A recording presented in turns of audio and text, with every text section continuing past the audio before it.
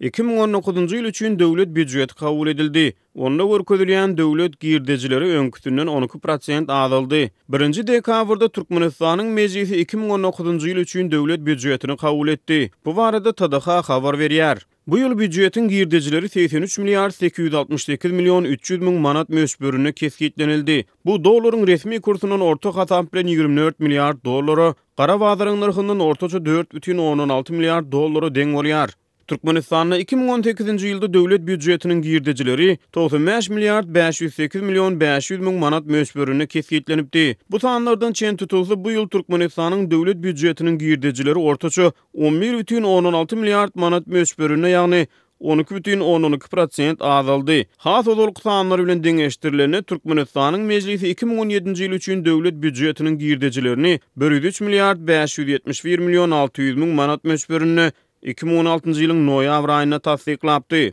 Bu san göz tutulany Türkmenistanyň döwlet büdjetiniň meýilleşdirilýän girdejileriniň soňky 3 ýylyň dowamyna 20% kemeldigi bolýar. Ýöne bellemeli ýeri 2017-nji ýyl üçin Türkmenistanyň döwlet büdjetiniň ýerine ýetirilişi hakyna 2018-nji ýylyň 1-nji dekabryna kabul edilen kanuna görä ilki başda 103,5 milliard töwereg diýilip meýilleşdirilen 2017-nji ýylyň döwlet büdjetiniň girdejileri Türkmenwiki saýtynyň maglumatlaryna görä ýerine ýetirilenine 85 milliard 894 milyon 600 000 manada barabar boldy.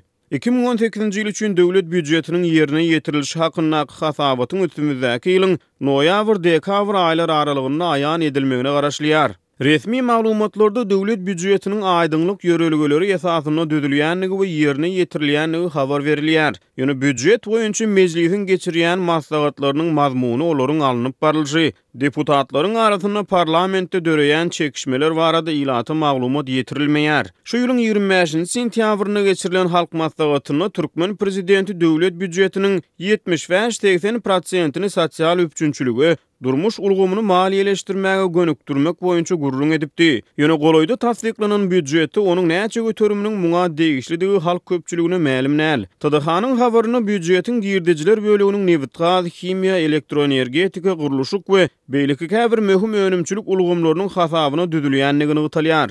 Döwlet büdjetiniň çykdyjylary barada aýdylyny degişli kanunçylykda görkezilýär, ýaly olaryň esasy bölegini büdjet edaralaryna zähmet çekýän işgärleriň zähmet haklary, pul görnüşinde tölenýän subsidiýa ýagny ýeňillik çykdyjylary, döwlet kömek pullary, şol sany raýatlaryň aýry-aýry toporlaryna meselem şikestli raýatlaryň durmuş goraglygyna gönükdirilen çykdyjylar, döwlet wezipeleriniň ygtyýarlyklarynyň ýerine ýetirilmegine edilýän çykdyjylar we beýlekler düzýär.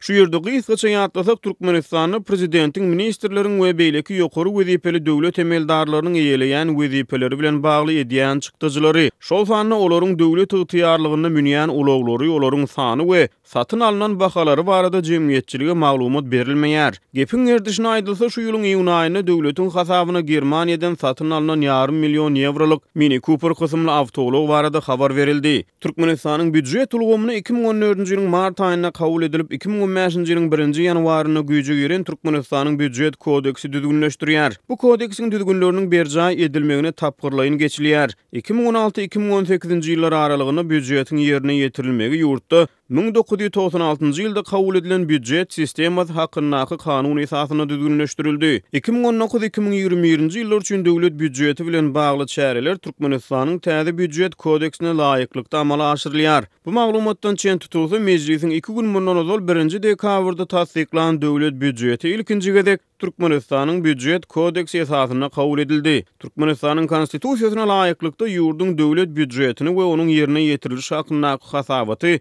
mejlisiň garamagyna hem de tasdiklamagyna prezident hödürleýär.